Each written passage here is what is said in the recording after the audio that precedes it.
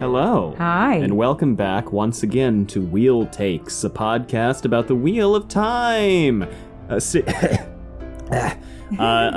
choked on my own saliva. A series of fantasy novels written by Robert Jordan that were then finished by Brandon Sanderson. I'm Gus. I've read all of them. And I'm Allie, and I have read 10 of them up to Knife of Dreams. Chapter 32? Yes. You might hear our cat Minnie. She's also here. Minnie has decided to make her presence known. 33, I think. Yeah, 33.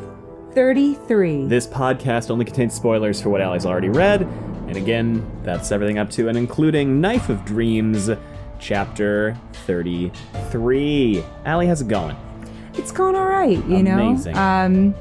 I am being slightly distracted by the cat. Yeah. She is wanting very much to be involved in our recording today. Yes. And that's very sweet of her. We love Minnie. Hi, Min. We definitely have a few people to thank. I need to figure out where we left off last time, so give me 1 second. All right. Thanks for jumping up to a pint, Alexander G. Alexander G, just like an illustrious cardigan, you are warm. People flock to you because you just have that wonderful, inviting way about you. You are comfortable to be around. Somebody that just puts us all at ease. And you are someone who, in the words of Taylor Swift, when you feel like a old cardigan under someone's bed, I put you on and said, you are my favorite. You're my favorite, Alexander G. And for that, we thank you. And thanks for being a part of this community. Thanks for jumping up to a pint, Danielle C. Danielle C., just like a devoted screen protector. Oh, like on a phone? Mm-hmm. Nice. You never crack under pressure. You're somebody who can just stay calm even in the fiercest storms. You are clear in what you want, and you are willing to go for it and do what it takes to get there.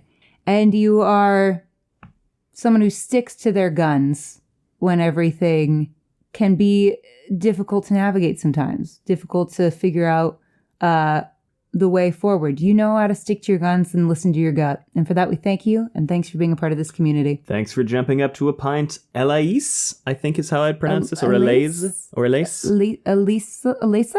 We've said your name before, and I'm sure we got it wrong then, and we're going to get it wrong now, and I'm sorry. And for that, we thank you. Yes. And thanks for being a part of this community. But in addition to that, just like a glowing lazy Susan. All right. I love a lazy Susan. Yeah. You know, it's those like little wheels that are on I love a good tables lazy that Susan. just kind of like go around, and you can put stuff on it. So it's like, pass me the salt, and it's on the lazy Susan. I love lazy Susans. And just like a lazy Susan, you are not lazy. You are innovative. You know how to work smarter, not harder.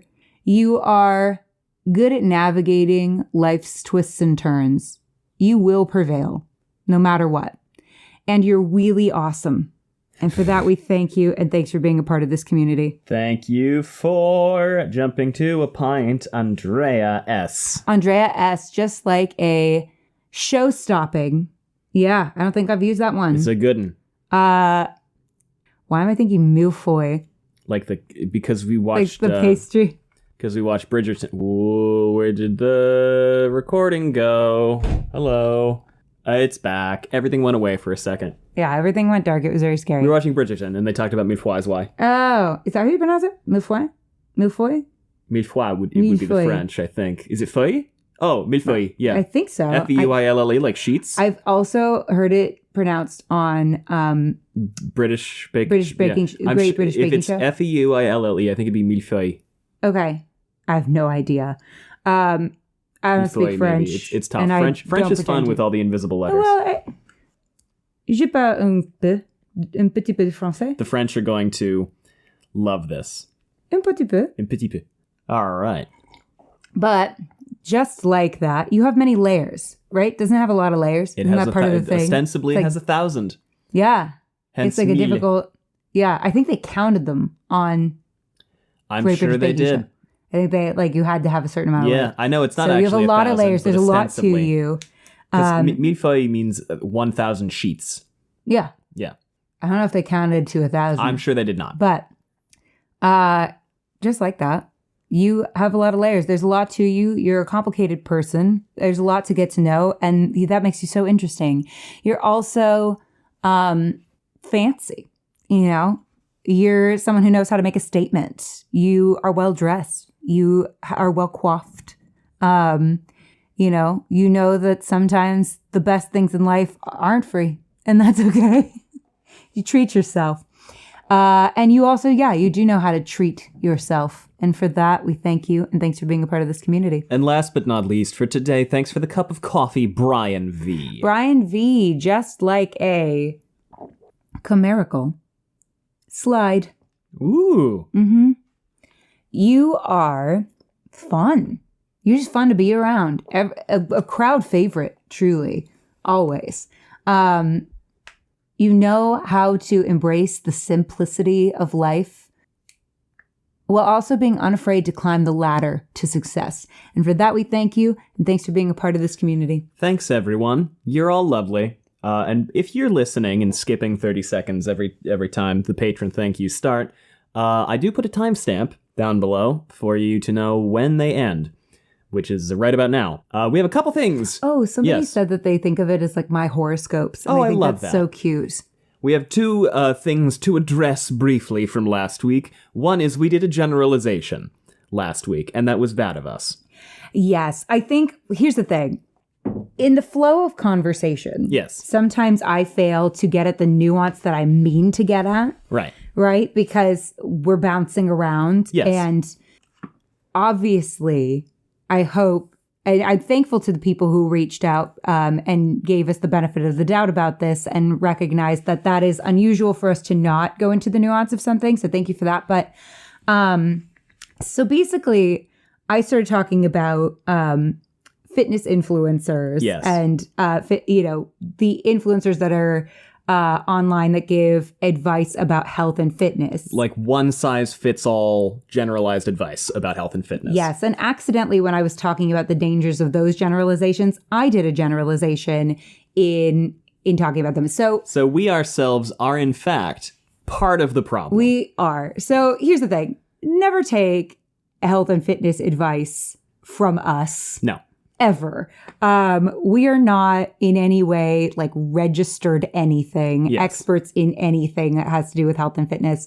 And I always am encouraging people when it comes to health and fitness, obviously, if it works for you and it is something that is helpful to you, if there's a diet or exercise plan or time that you wake up that is a good lifestyle choice for you, that's awesome. And we celebrate that always. Yes. We're never meaning to put down anything ever that is working for somebody. Yes. Because obviously, health and fitness is a very holistic thing, right? There is no one size fits all. Right. We're all out here doing our best. Everybody is different. However, what I was meaning to go for in that conversation, and the thing that frustrates me as someone with a chronic illness, right? And this is where that's coming from, and who has a brain that is not one size fits all. I get very frustrated by some unqualified people out here giving advice as if this is the answer to everyone's problems, because I think there are people in this world that are making money off of preying on people's insecurities and desperation. Yes. And that is the difference to me. If there is something out there that is helpful to you, and I've certainly found, certain diets and exercises and lifestyle plans to be helpful to me. And so sometimes I will share those things as like this was helpful to me and maybe will be helpful to you, right? But never, ever, ever would I presume to tell anyone what to do with their bodies or lives. Yes. In that way. So just to make that clear, the only thing that I was coming for ever, and I did appreciate other people telling me like, I got where you were coming from because I too have a chronic illness, and have people go, have you tried yoga? And you just want to explode. You do. You just want to explode into a million pieces when somebody does that. But yoga is very helpful to a lot of people. Or, eliminating carbs. When I said no carbs equals no brain, what I got cut off in that conversation, not on purpose. Right. We were just going with the flow.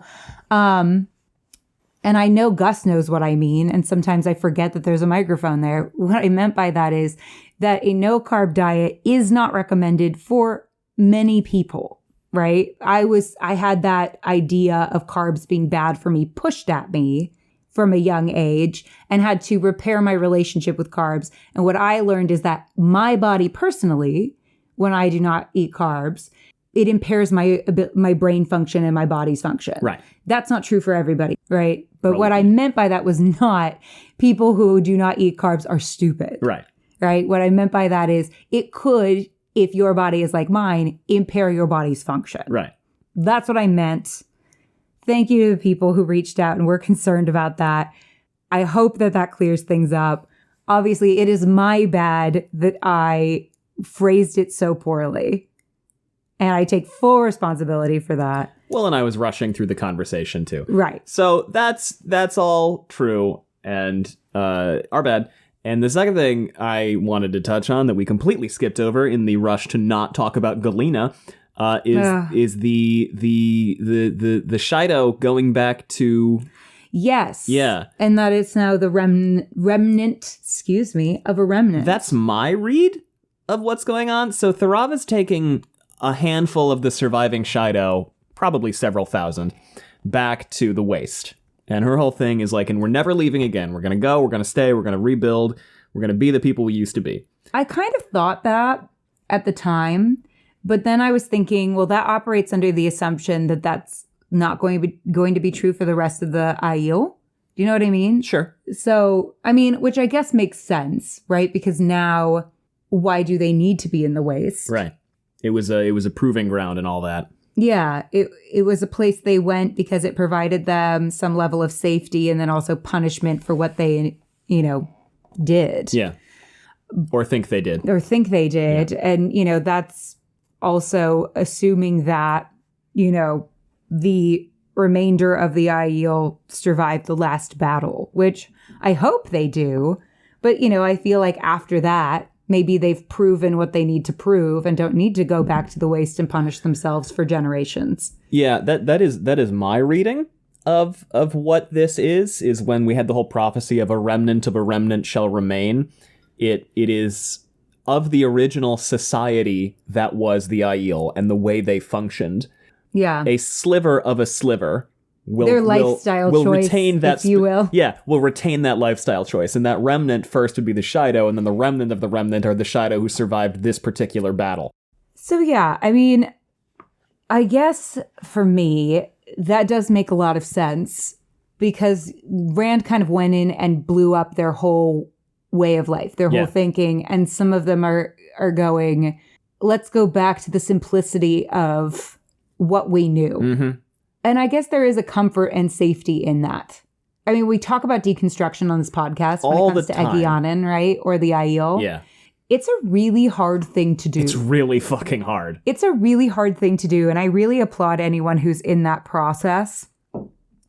Because especially if you come from an extreme environment. Oh, yeah. It's really, really hard. Like, the Aiel is objectively a pretty extremist group. Yeah. Oh, well, they're very, they're very fundamental in a lot of ways, yes. That's not to say that they're necessarily bad or toxic. Oh, no. It just means that they have very strong and strict beliefs. I mean, the Shido are a lot. But, I mean, I could understand why Tharava in particular, and this group in particular, saw how the Shido behaved when the rules were kind of out the window, or they were making the rules kind of work for them in a bad way. And went, you know what? It was better before. Yeah. It was better before. We have... Minnie, Minnie, sweet thing. You can't be here. You can't be right there brushing your tail against the microphone. Me. I'm sorry. You can't do it. But she loves me. Okay. It's going to be over here. Well, okay. All right. So I feel like, their whole thing became objectively very bad. Yeah. Because they kind of lost the plot. They kind of were like, well, I guess there are no rules now, and we're going to follow the way we were, but we're going to make it so much worse for no reason. Yeah. So while I don't like Tharava, because No. I feel like her relationship with Galena is Really bad. really awful. Yes. I feel like that her ability to see the fact that they have become the baddies and that she needs to reverse course with who she can save Yeah. is, understandable. Yeah.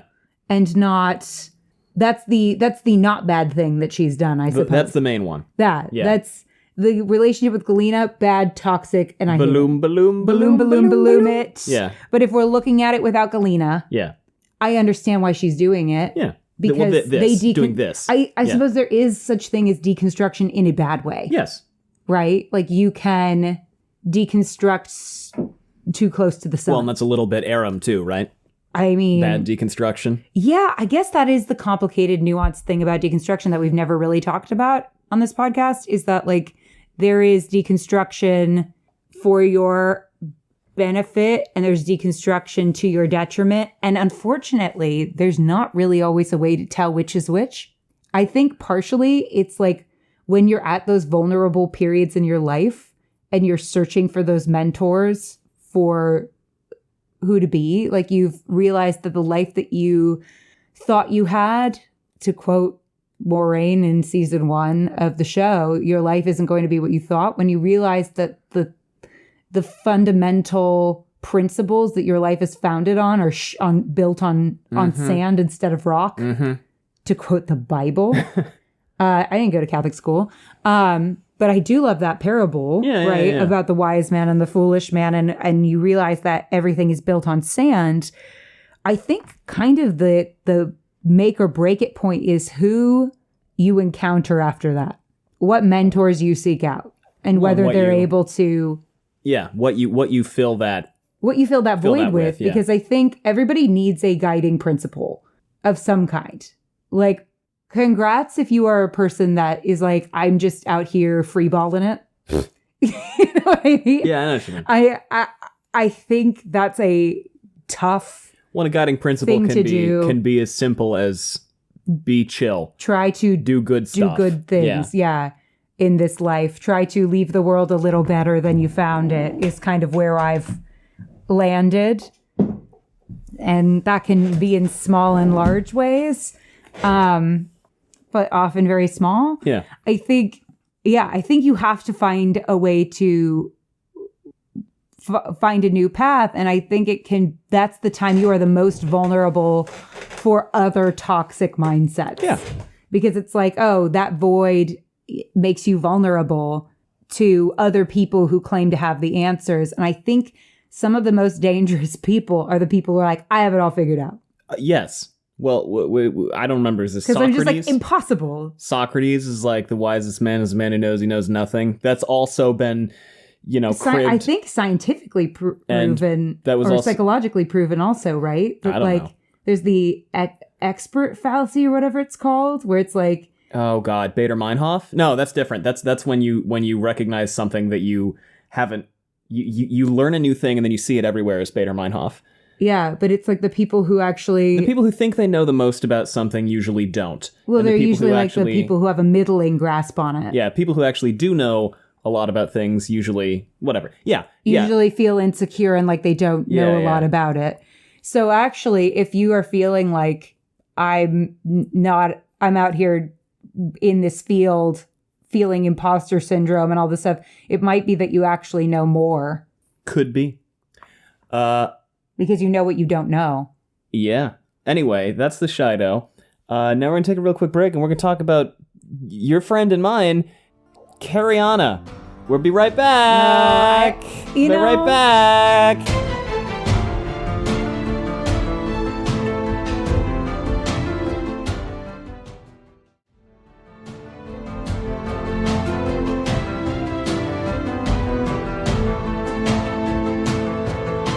We're back.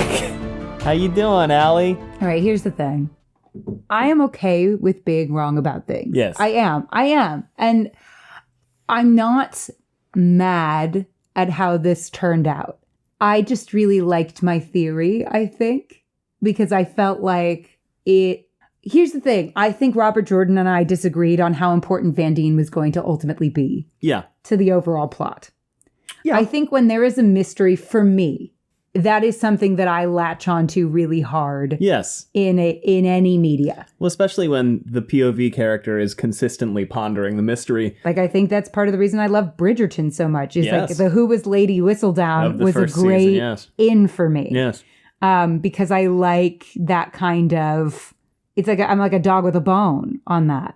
Well, and Robert Jordan also frequently does engage hard with the mystery of things. Yeah, I think he does. And so it's interesting because I think that Robert Jordan and I disagreed on how much of a mystery this was going to be and how like important to the plot this is going to be. And that's fine. Well, and how important thematically it was going to be. Right. And right? I think I was thinking of it from a perspective of like what would be the most compelling to me if we were going to give this a ton of weight.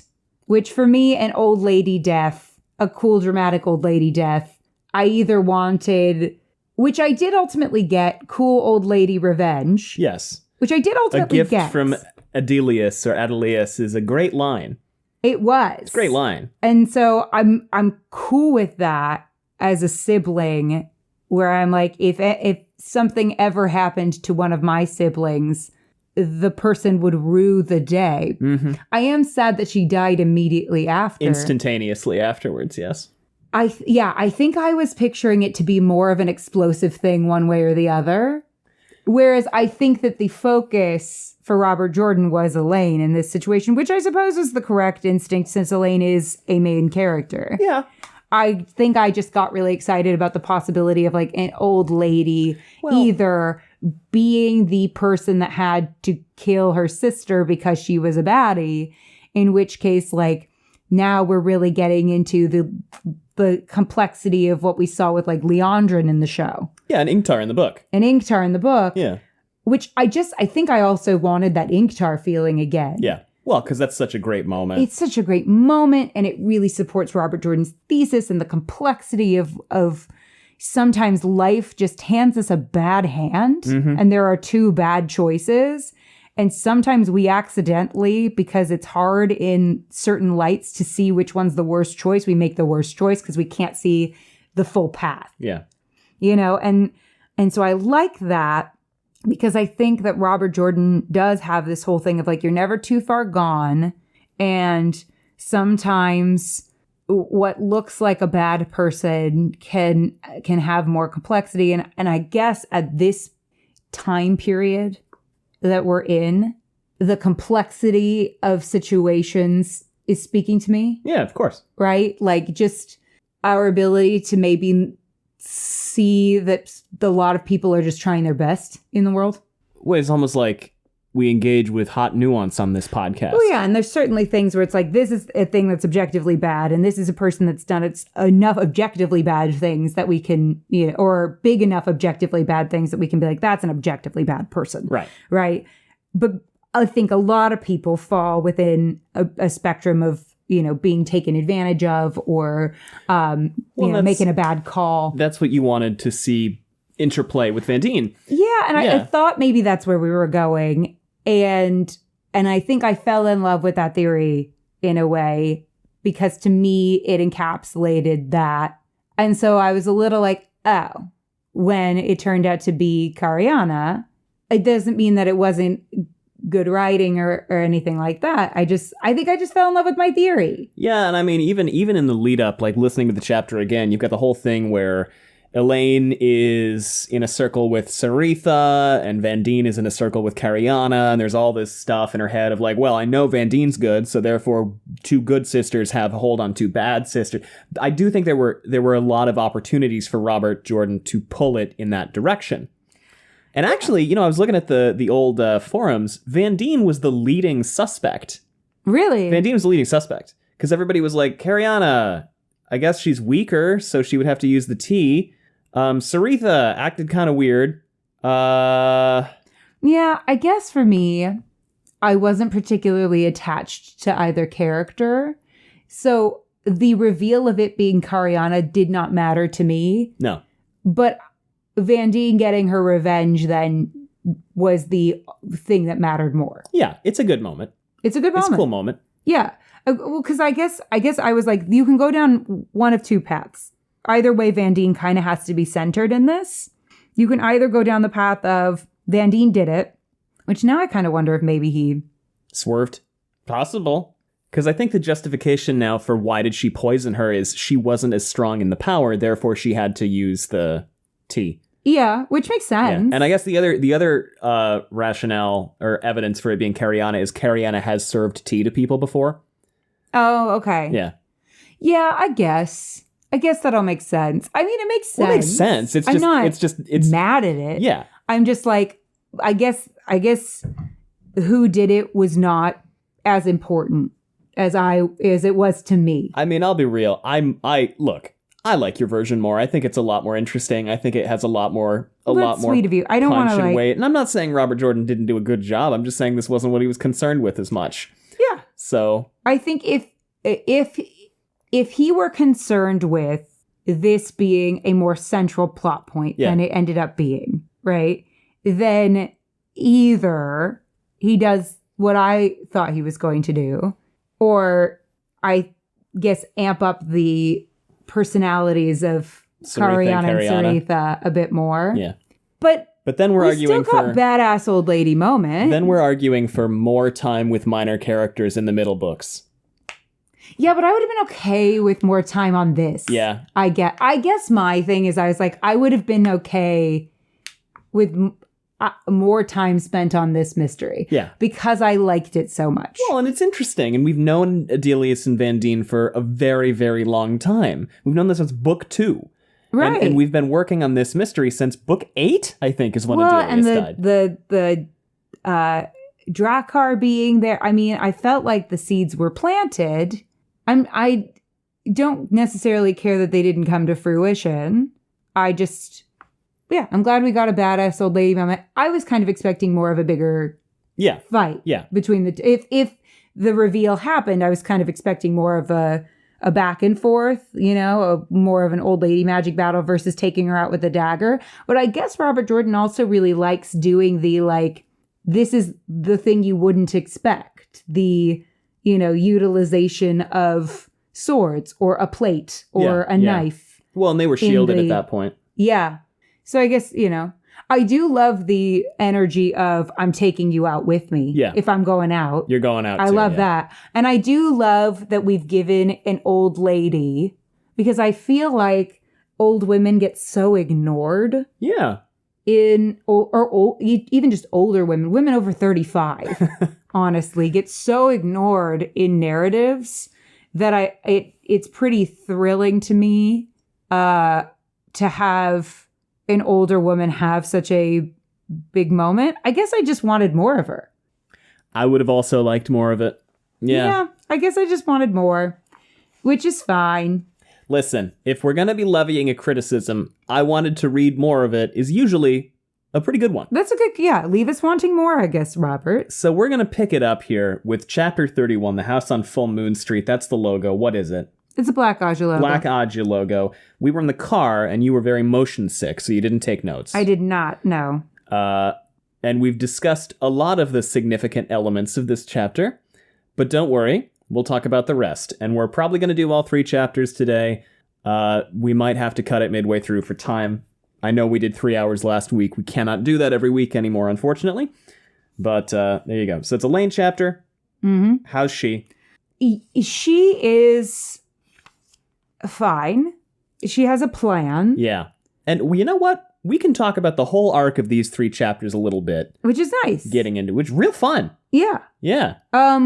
Very different from how I remember it. I think it's funny that we have a lot of women captive plot lines the past 3 books. Yes. Or the past few books. Yes. Right? So I thought it was funny that Fail just became uncaptured. And then Elayne got you were captured. Like, oh my God, how long is this going to last? Because so my thought process was either this gets resolved this book. Yeah. Right? Because I was like, all right, well, this could be just a climactic moment for Elayne's plotline in this book, in which case this gets resolved pretty quickly because we're running out of time.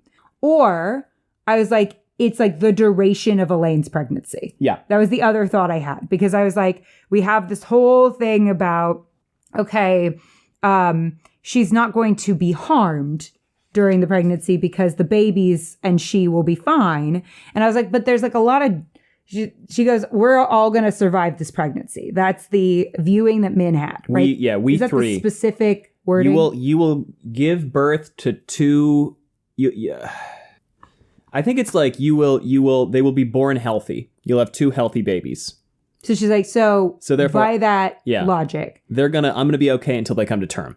And It's her rationale. And I, but we've talked about, like, you can give birth in a dungeon. So much nuance. You that can she's give missing. birth missing your legs. You can have an involuntary C-section. Any number of things could happen. That's one of the things I'm worried about. Is like, are we setting her up? Because I just don't believe that Rand and all of his wives survive. Now you've said that, yeah. Yeah, I think, and I don't think all of the Two Rivers kids survive. You've said that too. Yeah. So I'm concerned about this. I think, and I'm worried about Lan because he's the doomed warrior archetype. That is kind of his whole bag. Yeah, and the doomed warrior archetype doesn't always die, but often they do. So I was kind of like, okay, is this going to be a whole pregnancy issue? And now we've got, her being held with her babies. I mean, what a great pawn for them to have. Very So good. I was stressed out. I was really stressed out because I was kind of like, are they going to have her captive this whole time? I was stressed. And the answer is no. The answer is she no. She gets saved next chapter. She does get saved next chapter. But I was stressed out for these 3 chapters. So I was really sad that Vandene died. she has, me too. She has a number of meetings. The kin kind of quibble about who's in charge. And then Duhara, what is it? Basaheen comes in. Remember her? No. Duhara Basaheen. Yes. Red Aja. She's like, what up? Oh, yeah. I'm here to be your advisor. She sucks. Suck my dick. And Elayne is like, leave. No. And she's like, maybe you should go fuck yourself. Also, once you finally get on the throne, guess what's gonna happen? We're gonna take your ass back to the tower. And then paddle your ass for, okay, so she's like, Elida will forgive you for leaving. Yeah, because Swan. Because Swan told you to. But everything else, we're gonna smack the shit out of you. But you pretending to be Aes Sedai, we're going to make you cry over that. Yeah, and Elayne is like... And I was just like, first of all, she's the freaking queen of Andor. Well, but it's the whole thing, right? The Amerlin seat makes thrones tremble and all that. Yeah, but I just don't feel like the opening to work with me goes over well when you're also like, but we're also going to beat the shit out of you. Smack your ass like a drum. Yeah. I just feel like this could have been handled. I'm like, where is the Grey Aja here? Where are they? So then she leaves, and then maid Denny shows up and is like, hey, Halwyn Nori wants to talk. She cannot get a moment to herself. No. And this is my nightmare. She's up late, pregnancy issues and all that. Halwyn Nori busts in. How's he? Stressed out because something went wrong. No, he's excited. He brought Hark back. Remember that creepy guy from like 8 chapters ago who was like, hey, I didn't rob the people. I'm fine. And Elayne was like, you're a fucking cut person. We could either hang you or you go after David Hanlon. Drive you directly into the wall that is David Hanlon. And Hark survived. Hark made it out. Although, I don't know, man. It kind of seems like they let him make it out. Right? That could be, yes. Yeah. So Hark comes in, Nori comes in. This is all very suspicious that he survived, actually, yeah. He goes, I followed him like you said, my lady, and he's been to the same house 3 nights, counting this one. It's on Full Moon Street in the new city, it is. Only place he ever goes except taverns and common rooms. Yeah, this is sorry, I was like very motion sick during this part. Yeah. Yeah, this is totally a trap. He drinks some, he does. Dices a lot, too. The man hesitated, dry washing his hands. I can go now, all right, my lady? You'll take off whatever it was you put on me? And they learn that Lady Cheyenne owns the house, and...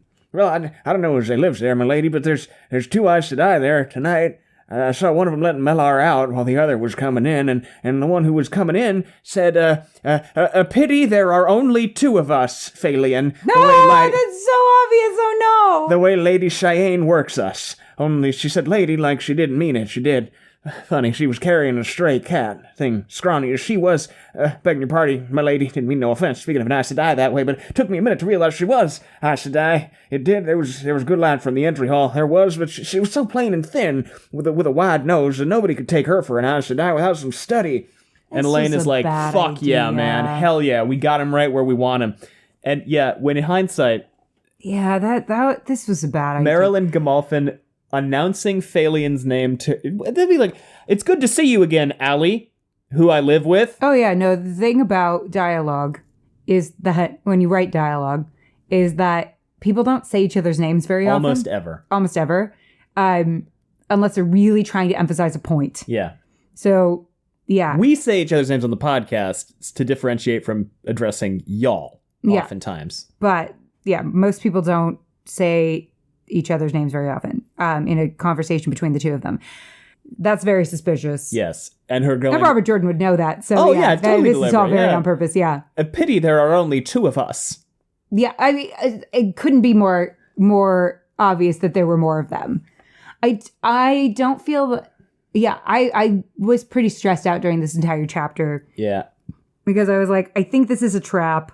Oh, and also Phalian, in the course of the same conversation, apparently called her Marilyn.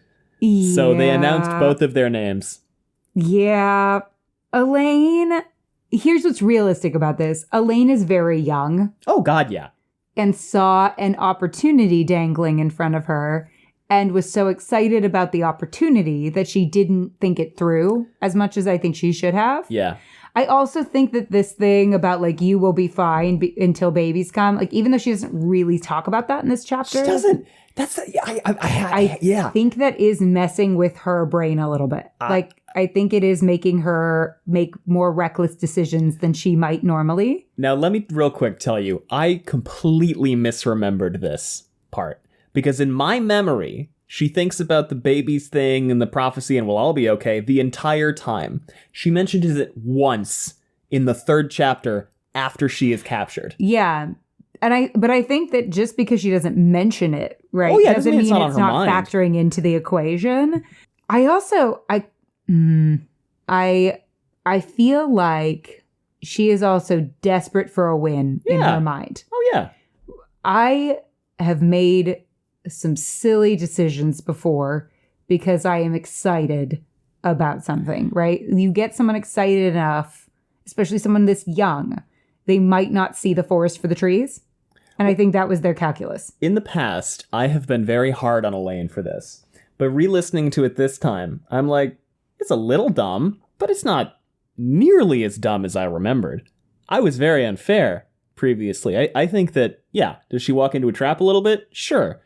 But I think that it's no worse than any of the traps that Rand has walked into, of which there are about 700. No, I don't. I think they have. Well, I mean, the girls all walked into a trap at the Stone of Tyr, too. Yeah, everybody has walked into many traps. Yeah, I feel like they've all walked into traps. Part of it is, I feel, this attempt on Robert Jordan's part, which I appreciate. I think some of the things that have happened to them in the past few chapters is Robert Jordan's attempt to also make us feel Moraine's absence. Yeah. Right? Like, some of their silly decision-making is because they are young and they're lacking the person that was kind of most guiding them. I mean, they have Vandene and Sarita and Careane, and all of whom are kind of like, we don't think it's a good idea and we don't want to go. But because of the Adelius incident, Elayne is not really willing to trust any of them. Right. Well, with just that Vandene. decision. Yeah. What? Just Vandene. She'll trust Vandene. She'll trust Vandene. But we haven't seen a lot of Elayne leaning on Vandene in any way. Her mentor right now is Not Colivir. What's her name? Dylan. Dylan's been Elayne's mentor. Yeah. And Brigitte tells her not to go. Brigitte tells her, bring me with you. And Elayne is like, that is dumb as fuck. What are you going to do? That is fair and probably saved Brigitte's life.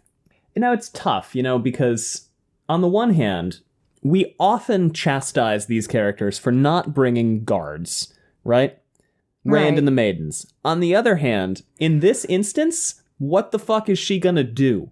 That's my thing. It's complicated, right? Because on the one hand, why does Gandalf need a bodyguard? Yeah. Like we also talk about in magic battles, leave the maidens out of it. Yes. Yeah. But in battles, where there are other people who are not magic trying to get at you also and trying to get at all your people, leaving the maidens behind feels like a dumb decision. Yeah.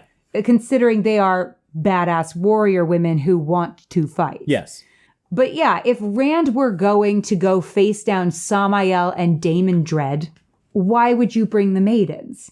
That's kind of the difference for me. But if Daemon Dread and Samael also showed up with an army, why would you leave the maidens behind? Yeah. Because that just makes it possible for when you're not paying attention, someone to launch an arrow at your ass. Because you can still, as Vandene shows, die by the blade, die by a stray arrow. That can still happen. And so you do need the maidens watching your back. And that's when I do understand why it's all the nuance, right? Because I know Gandalf has like Aragorn and stuff, but they're not like his official bodyguards, right? They're also there. They're the Fellowship. And they're fighting. Gandalf is quite famously, the Astari generally are quite famously lone wanderer. Well, I guess the blue ones, not really. The blue ones hang out in pairs. I didn't know there were blue ones. Yeah, there are blue wizards, brown wizards, gray wizards, oh, wow, white this wizard. really is Lord of the Rings, isn't it, in some ways? A little bit, but they're also Inspired. only like, I think, there's only like 15 Astari or something like that. There's not many. There's Radagast the Brown, Saruman, Gandalf. I think there's like 4 blue wizards, but they're off doing other stuff. Sure. It's been a long time since I've read the Silmarillion. But I guess my thing, right, is that I don't necessarily mind the bodyguard thing, except for I'm like, it just seems to be the women. Yeah, we've Right. I mean, we've touched on we this, talked right? about that. But then I'm like, I do understand though the necessity of having a bodyguard because of the stray bullet thing that can still happen. Oh yeah. Right? I get that part where it's like you're busy dealing with the magic fight. I'll deal with the fight and we'll kind of come back in. Like I see the advantages when you see Lan and Moraine fight together in like the 2 rivers, right? You see it. You're like, oh, okay, that makes a lot of sense why that is a thing. But in this particular instance, where it's just magic on magic, it does not make sense to bring Brigitte. She's just there to get killed then, I think. So what is she going to do? Stab him? Hark tells Elayne about this, and Elayne starts like twerking. She's very excited. She's dancing. And she's like, all right, you're going to lead us there. The dancing part is very relatable. And we're going to check it out. Yeah, okay. This is another thing. I'm not sure. I think pregnant women are amazing and can do whatever they want. At the same time, I'm like, girl, you are pregnant with twins. Perhaps punt this to someone else to take care of. We could use a little bit of, Star Trek The Next Generation logic here. The captain doesn't lead the away party. I think particularly when you are pregnant with twins. And the weaves are buttered noodles. You are specifically having a hard time. And listen, the infantilization of pregnant women is real. And I get it. At the same time, it is a pretty intense medical condition. Yeah. It's simultaneously one of those things where you're like, you don't want to infantilize the brains and the minds of and the capabilities of pregnant women. But at the same time, you're like, but should you be lifting heavy boxes? It is a medical condition. Yeah, but careful and all that. Potentially disabling medical condition. Yeah. Well, and also, notably, magically, both things can be true. Magically, she is somewhat disabled by this. Effective, yes. Let's be honest. Yes. She is disabled by this. Because it's kind of like a coin toss. Now, here's the fun thing. What I kind of like, Rand is also going through this a little bit with the projectile vomiting whenever he grabs the source. Right. And I have questioned in the past his willingness to throw himself into things, considering he's the most important person in the world. Yeah. Does it always have to be you? So we're going to keep talking about this right after these ads.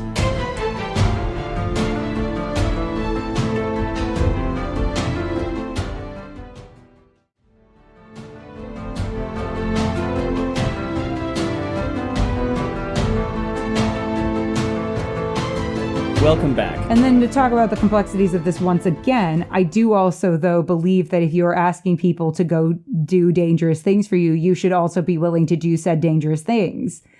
It's complex. It's tough. Well, like, Brigitte shows up and she's like, what the fuck are we doing? And then Vandene walks in and goes, what harebrained, cracked-pated scheme are you talking about, Brigitte? See, and I think the fact that so many people think this is a bad plan makes me go, maybe we reconsider that this may be a really bad plan. I mean, these Black Aja sisters, and this is what's complicated for me. On the one hand, very obvious plan. Trap, yeah. Right? Very obvious trap. You're pregnant. Everyone's telling you this is a very obvious trap. But I do also understand and get the reluctance during all of this other crap that's happening, going, why don't we not just leave them there, have them acquire a, balefire stick or whatever, and come for us? Well, I think part of it is they haven't yet. I get that. Yeah. But that doesn't mean they won't. Yeah, but it's also sort of, now we know where they are, and where they have been for at least 3 days running. It stands to reason they're probably not going to leave. Why do we reason that? Because the estate that? is owned by Lady Cheyenne. I don't know. It's like they've been going there consistently for several days running. There are multiple Aes Sedai there, and Mellar is going there. I don't know. I think it stands to reason they're not going to relocate if they don't think they've been found. I guess. Or at least not this very evening. But there's also no guarantee that they won't rally their numbers and come attack. That's true. They know where they are, too. The palace. It's the most obvious place in Camelot. Yeah, but I guess my thoughts on that are they could have attacked any time in the last 3 months, or however long it's been. Yeah, yeah, but that doesn't mean they won't. I mean, that could just mean they've been preparing to do that for 3 months. I agree. I'm just saying I don't think there would be any harm in waiting until tomorrow. Probably not. But why wait till tomorrow? Well, because it's like 4 a.m. What advantage will tomorrow bring?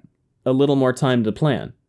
But conversely, it also potentially gives time for the fact that she knows that they're there to somehow get out. That's true, especially if Careane found out ahead of time. Right? That's the thing. It's like her acting immediately makes it so that there's no possibility of this information getting back to those people. So I get why she jumps on this.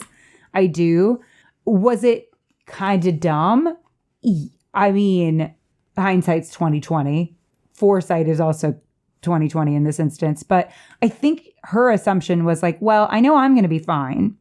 So if I come for them at this moment in time and I'm the one who surprises them, then I get to take out something that has been a looming threat, that has probably been stressful, that could be a weak point within the city as I am being attacked from without. Yeah. So Vandene is actually into this.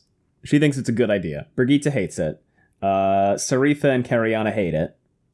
Ultimately, they bring... And she was kind of hoping their reactions to this would reveal something, but they both opposed. Yeah, they both were opposed. They bring 50 guards women along with them, plus all the warders. They don't go in the house, obviously, but Again, what are they going to do, though? Yeah, no, I don't know. I feel like they needed to bring all the Aes Sedai they could. JM doesn't even sneak. He just walks into the street to take a look, and Elayne's like, what the fuck? And Vandene is like, it'd be way more suspicious if he were sneaking. He's doing the put on a hard hat, carry a clipboard, and get a reflector vest thing. Act like you belong. Yeah. Act like you're just there checking out the real estate. Elayne links with Saritha. Vandene links with Careane. Brigitte's like, I don't like this. And Elayne is like, I don't care. But yeah, they go in. I feel like Brigitte and Elayne's relationship is so hard for Brigitte. Yeah, of course it is. Brigitte, she's been made head of the guard, right? Which is something she didn't even want in the first place. She was kind of woke up one day and found out that she was somebody's warder, which is kind of rough. Her whole life, has been kind of taken from her at this point. She was punted out of being a hero of the Horn, now might never reunite with Guido Kane. And now she's linked forever with, or for as long as she's alive, to this gal who is like 20 years old, making at times interesting decisions. Will not listen to her, no matter what. Now she's also getting a side dose of pregnancy hormones she never asked for. Brigitte has the rawest deal in the book so far. It's interesting because you would think that this would call up memories for Elayne of, like, Galad. Because Brigitte and Elayne, to me, feels like a much older sister, much younger sister dynamic. Oh, definitely. Yeah. Definitely. The amount of stress that she feels over the decisions her younger sister is making when she's like, I have so much experience in this stuff. Yeah. And you're just going to go disregarding. Yep. I'm going to do my own shit. Yeah, it is an older sister, younger sister dynamic. So they go in. Millie Skane is in there chatting with Phalion and Marilyn, and they just jump them. They just fucking pop in and shield them and grab them. And Millie Skane goes, "What is the meaning of this? I recognize you. You're Elayne Tricand, the daughter heir, but that gives you no right to invade my home." Okay, so Millie Skane recognizes Elayne. Yes. But no one ever fucking recognizes Morghese. And assault me. And Elayne is like, "What up? Now you fucked up. Now you fucked up. Now you fucked up. Now you fucked up. You have fucked up now." I think the most painful thing for me always is when the plan is going so well and then they get just the rug swept out from under them. Yeah, it's hard. Yeah, they get like excited and they're cocky and you're like, yay, a victory for you. And then it's like a staggering loss of control, actually. So then they get electrocuted by something and they're like, oh, fuck. And they get shielded. She would have shouted if she could have, if she thought that Brigitte and the others could do more than die. 4 women Elayne recognized. I mean, I entered the guess room. they can. Asni Zeramene and Tamaila Kinderode, Chesmal fucking Emery, and Eldrith Jondar. 4 black sisters. She could have wept. Saritha groaned softly. And they're like, what the I love this switch. I feel like, it's a good turnabout. I think, what I'm just really hoping is that Elayne writes like the nicest apology letter to Brigitte after this. I don't think it's going to happen, but I would like for her to just realize that she needs to start listening to people when they tell her Elayne is the queen of bad ideas. I mean, I'm just going to be honest. Let's go there. You know what? Elayne was a fucking idiot this chapter. I get where she's coming from at the same time. But I just feel like, well, I don't know. This one's complicated for me.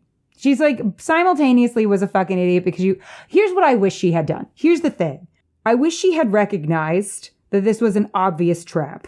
Yeah. Right? Because I don't think she really did.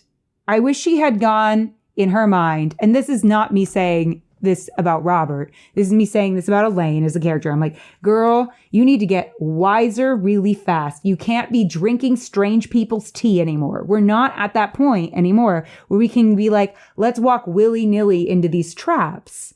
All Wilson Nilsson. It's funny because actually the Red Aja woman from earlier specifically does bring up Rhonda Makira.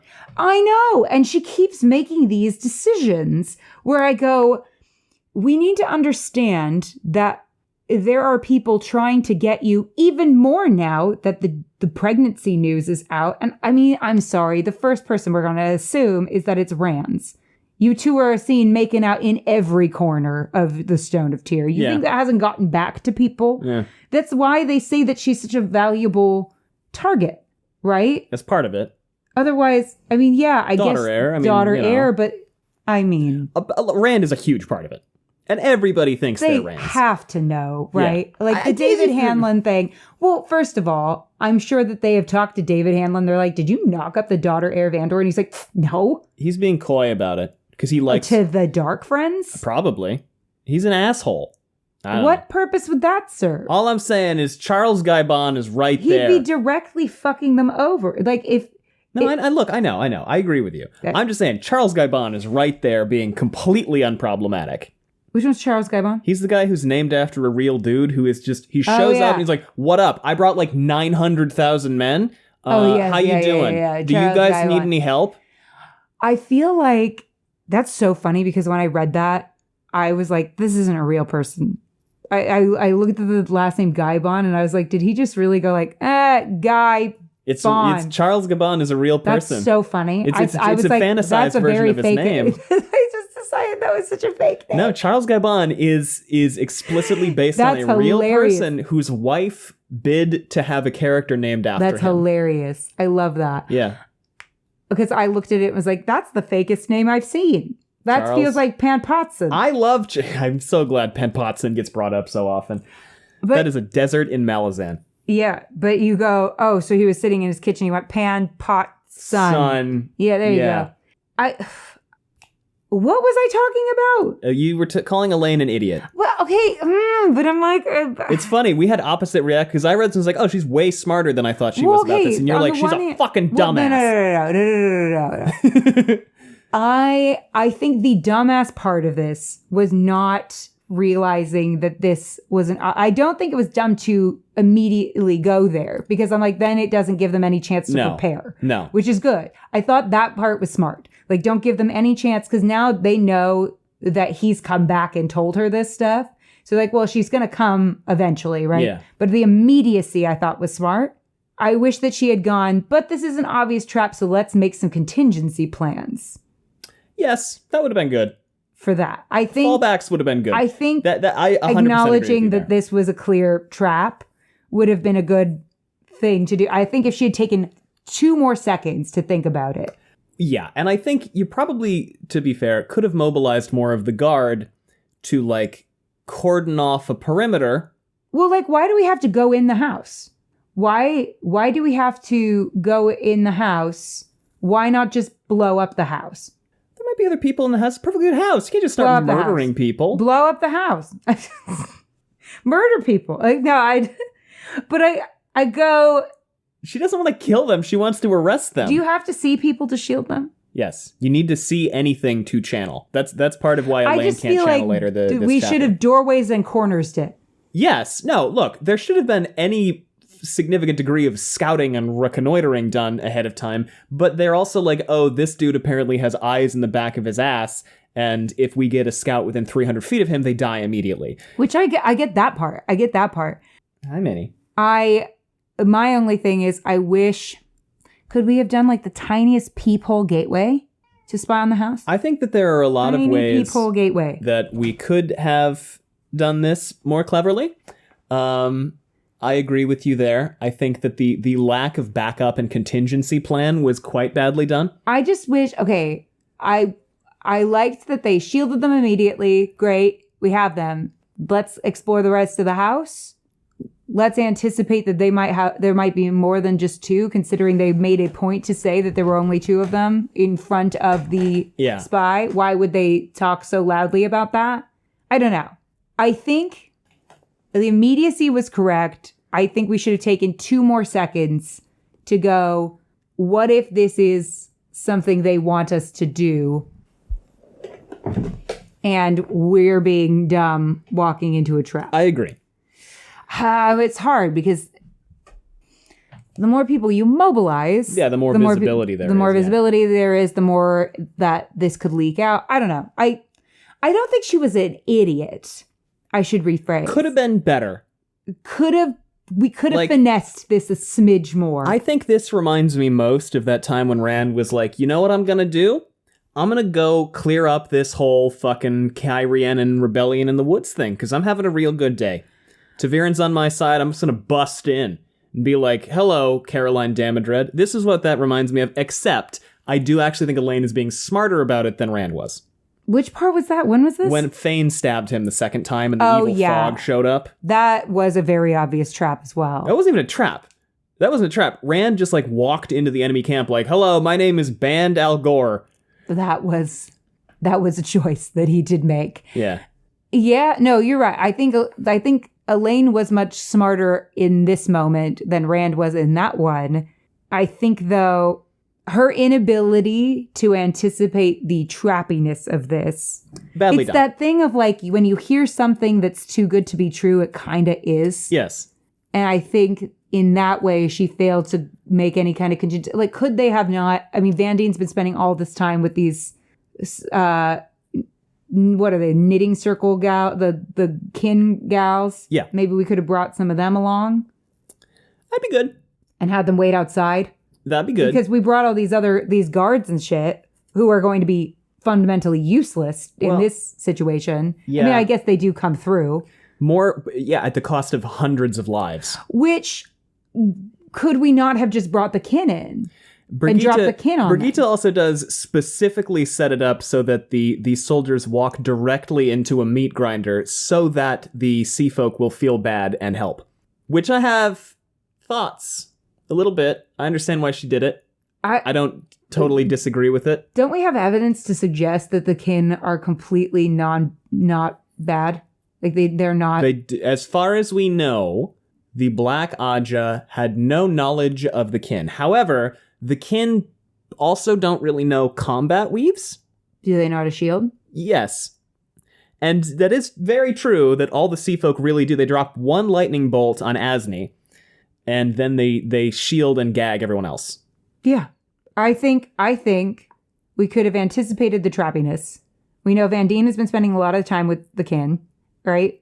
And she was suspicious to me, but their leader just got murdered by probably Black Aja, so they're going to be inclined to help. They already have been inclined to help. If you're Aes Sedai, they want to help. So I think that's part of the concern is that they won't be able to attack the Black Aja Aes Sedai because but they're Aes Sedai. Because in the past, when they did the 5-6 story house thing, they were like, oh, what do we do? What do we do? What do we do? Admittedly, that was 4 books ago. That was 4 books ago, and their leader was still alive. Yes. Their leader had not been killed by Black Aja. Yes.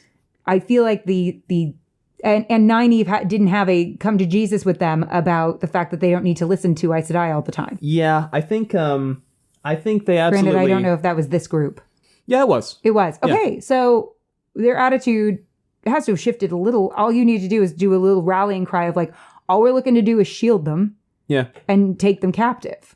Yeah, And then I think you go in with like you basically do exactly the same. It'd be the Spider-Man meme, right? You do the exact same thing they wanted to do, which was because I think the context of what their plan was is there.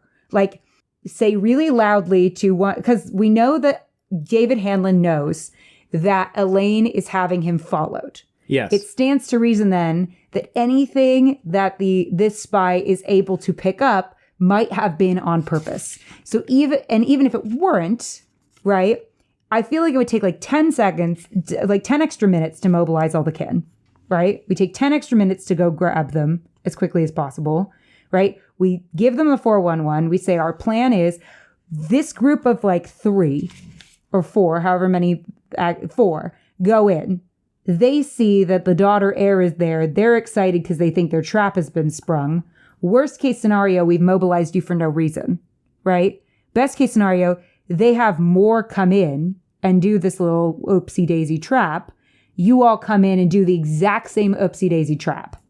Don't the kin also have a woman who is specifically really, really good at shields? Yes, the one that can stretch the shields. Yeah, I forgot about that.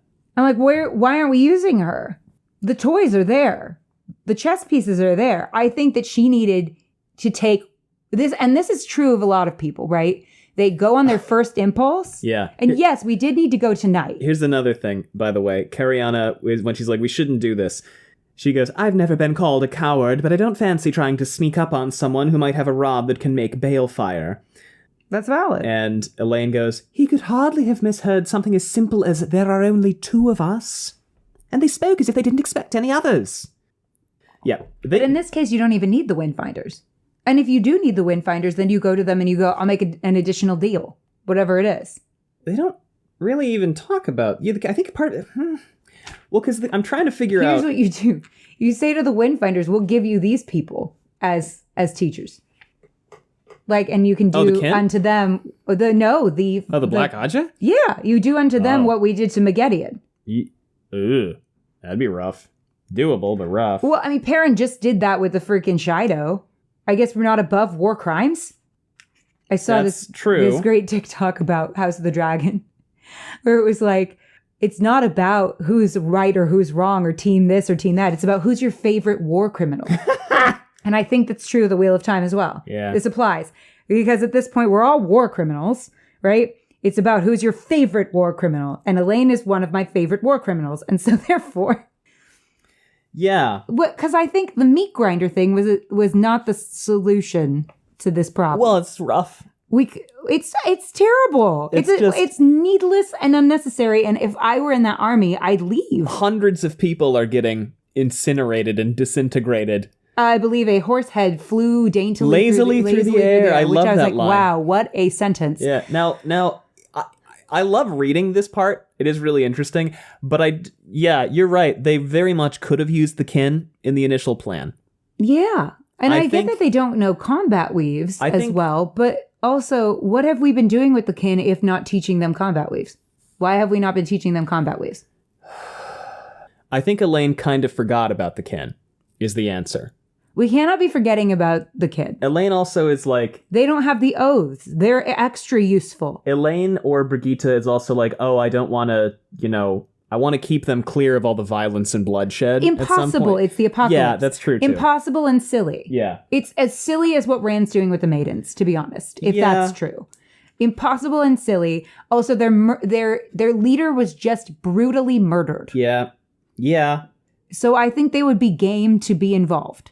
Because you can go, here's your ability to get retribution. This is from chapter 33, when the Windfinders they drop one lightning bolt. She goes, a lightning strike had appeared. She hoped Brigitte had managed to involve the Windfinders, unlikely as that seemed. The time would come when the kin would have to use the power as a weapon. The time is now. No one could stand aside from Tarman Gaiden, but correct. Let them preserve their innocence a little longer. No! First of all, these are grown-ass women. These are not children. Yeah. Like, it'd be one thing if they were, 13-year-old girls, but these are grown-ass women. I have to think, as essentially vigilante channelers in Abu Dar and other places, I have to think some of the kin have used the power defensively before. They're from Abu Dar. Yeah. What innocence. I know. Ma'am? Yeah. They're not tinkers. No. Ma'am. Okay, this is the thing. We needed 10 extra breaths. And I think this is true of most plans. Right? I think, especially when you're young, you jump into, your first impulse and your first instinct. And her first instinct wasn't wrong. She just needed to take 5 minutes to really breathe in what's happening and really examine it from all angles. Yeah. I think that's where, Moraine would have been useful here. Because she's so good at that. Why Vandene, and I think Vandene didn't do it because Vandene is so grief-stricken and eager for revenge that, again, that carrot gets dangled in front of her and she completely loses the big picture. And the big picture is that why would this spy survive over everybody else? Yeah. Right? Why would the spy survive over everybody else? People who might have been trained to be spies, but this guy's like a random cut person from the street. Well, it's kind of it's the Vandene thing, right? And yeah, that might be true, that he might be the best one because he's from the streets, right? But we also have to consider the possibility that, what are the odds that he'd get such a perfect conversation right in front of him? It's a little when they funky. know they're being followed. And that they would have this conversation on the front porch. On the front porch! And identify one another by name when on the front porch. When they are known Black Aja. And say how many are in this house. That is a little sus. Regardless of whether or not that is true, I think that the preparation needed to be that this could have been planted on purpose. I think the preparation should always be, this could also be a trap. So how can we... Because yes, the instinct to go immediately, I think, was the correct one. That was the correct decision. But I think we needed 15 minutes to summon everybody. Because if we had the amount of time it took to summon an army of people to go, we had time to get the kid. Yeah. We had time. Yeah. And the army is much more useless. I know Robert Jordan loves his armies and loves these moments of let's introduce Vietnam trauma to Tudor England. Yeah. I get that is the thing that that's his the thing that's burning in him. And I don't want to take that away. And I do think, at the end of the day, if we pull away from the text, the reason he did it this way is probably because he wanted to do another one of these battle scenes. He wanted another which is, again, kind of Dumais Wells moment. Yeah, that's fine. It's a great moment. Yeah, and I'm just like thinking about it in terms of Elayne as a character, and I'm like, how could she have had a little more acumen in this situation? Shown a little more thought? Because I think that the loss of life here, from a narrative standpoint, was what Robert Jordan wanted, and that's completely fair. But if I'm like living in this world, and I'm thinking about it as if these people were real, right? I think Elayne needs to work smarter. Yes. Not harder. Yes. And I think she needs to start anticipating that she and the rest of these kids needs to start anticipating that there are traps in this world. That like sometimes something that feels certain, we have to have a contingency plan for if that plan goes awry. I mean, we saw it with Rand. We've seen it with Rand. We've seen it with Elayne. We've seen it with Egwene. We have to be anticipating that people are willing to betray us. Yeah. And that things can be traps. We have to stop accepting strange tea. We have to just get a little smarter here, even though we are in our teens or early 20s. We have to start being like, if it is too good to be true, it might be. Let's anticipate that this could be too good to be true. That our ability to exact revenge may be dangled in front of us for a reason. Notably, Millie Skane didn't expect all these other Aes Sedai to show up. So that, really? Yeah, Millie Skane says, "You have my thanks for your timely rescue, but do you have a reason for coming here tonight? Did Moradin send you?" So I think the Aes Sedai were in on it, but Millie Skane was not. This is interesting. Because again, when we think about Survivor, the person not in on the plan is in the bottom of the alliance. Usually. So it's interesting because it seemed as though Millie Skane had a bit of a power position because she drowned that one Jacob Careane, and she has, enacted some brutalities, to put it mildly, onto Phalion, right? It was Phalion that she kind of gave to David Hanlon. Yeah, which and then is bloom. So you would think that she is in the power position over these other people, but the fact that she has been left out of this plan suggests otherwise. So her position in this group is very shaky. Yeah. Because of that. A little bit. I'm interested in that. Well, now they're all captive anyway. Mm-hmm. So Tamila goes, "Elayne's the only one we need. I'd enjoy playing with the others, but they're they'd captive for now because, I mean, if we know anything about captive Black Aja, they get out. They either get out. I'm not saying they will. I'm saying that does happen a lot. Well, they either get out or they get brutally killed, murdered by somebody. I'd enjoy playing with the others, but they'd be a burden we don't need. If you're going to kill them, Marilyn said as though discussing the price of bread, spare Careane. She is one of us. Convenient for Careane that they knew that. A gift from Adelius, Vandene murmured, and Careane's eyes went very wide.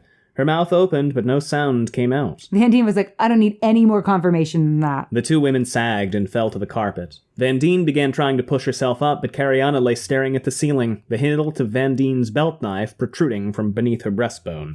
The glow surrounded Chesmal, and she touched Vandene with a complex weave of fire, earth, and water. The white-haired woman collapsed as if her bones had melted. The same weave... It's fitting that Chesmal killed them, considering she is the Yellow Aja. The same weave touched Saritha, and she pulled Elayne down atop her as she fell. Saritha's eyes were already glazing. "Their warders will be coming now," Chesmal said. "A little more killing to do." This does say more positive things about Varen at this point, for me, that the show combined Vandene and Varen, and no one seemed to throw a big fit over it. Yeah, sure. Which again seems to suggest to me that Varen is whatever alignment Vandene is, because otherwise, Twitter. We would have seen some level of outrage over it if that could not have been a smooth combination. The dog is wagging his tail in his sleep is what that is. You are also assuming that people care about Vandene. People care about Abelcoffin. That's true. People were outraged over the changes in his character. We don't need to get into all that. I'm just saying. No, that's a good point. That's that true. small details, and I'm not harshing anybody's vibe on that. No, of course. If that detail matters to you. Yeah, details are good. Like Whatever. Whatever. What like and don't like, whatever you want. But I feel like if that had been such a huge diversion, I'm just looking for clues wherever I can find them. You know what? Keep it up. Because I'm really unsure about Varen at this point. It's fun, isn't it? To and be so unsure I'm like, about things? well, if Vandene is good, then that says good things about Varen potentially. It does suggest it. We're actually gonna cut it here. We're a little tight for time this week, and we're gonna do the other 2 chapters either next week or the week after, depending on if episode 8 coverage is done. We're working on it. This whole episode was just how I would have done it differently. Well, no, not me as a writer, but me if I were Elayne. I did it. Yeah. If it were me, how would I have girl bossed this? Why I'm smarter than Elayne. No, I'm just kidding. But I get it. I get where she's coming from. She's young and you know. Petey, sweet thing. It's so loud. You have such a big tail, darling. It's like a weapon. It really is. They're going to be like, we didn't really talk about the books. We just talked about Allie's feelings. Listen, and just plotting. Elayne, Petey, my God. Maybe he's dreaming about us. I hope he is. He's dreaming about all of you. Was girl bossing too close to the sun. That is the conclusion. That is the conclusion. And now she is captive for the 5 next minutes. chapter, and then she'll be fine. She's so lucky she has Brigitte. I'm very excited for the next chapters soon, because you know who else we get to talk about next time? What? Sylvace. Remember Sylvace? No. Petey. Okay. You don't remember Sylvace? No. You remember creepy old man who thought Aramilla was his daughter and his granddaughter. Oh, not Sylvace. Well, no. Sylvace is his granddaughter who always acts really stupid. Yes, I love her. She shows up. You read this chapter. Oh, right. She shows up and he's like, "What up? He's dead? Fuck you guys. I'm Team Elayne." Yay! I love her. Did you miss that? No, I completely missed it. I forgot who she was. Well, you'll have to review that because I love that part, because I love that bit. I think that is the one problem about yes. reading it 2 pace. chapters at a time is that you do sometimes forget people. Yeah. But yay, I like Sylvace. Yeah. Unfortunately, she then volunteers to have her torturer be the supervisor for Aramilla, Nayan, and Elenia. But whatever. We'll get to that when. Anyway. We'll cross that bridge. Yeah. We'll cross that bridge. Thanks for listening, everyone. We have social media if you want to know what we've got going on. We've also got a podcast. We've also got a Patreon. It's linked down below. It's patreon.com/wheeltakes, and we have merch stores, and you can also leave us a rating and a review if you want, which helps a lot. Other than that, anything else, Allie? If I were in charge, this would have been 3 books. I'm just kidding. Thanks for listening, everyone. Bye. Bye.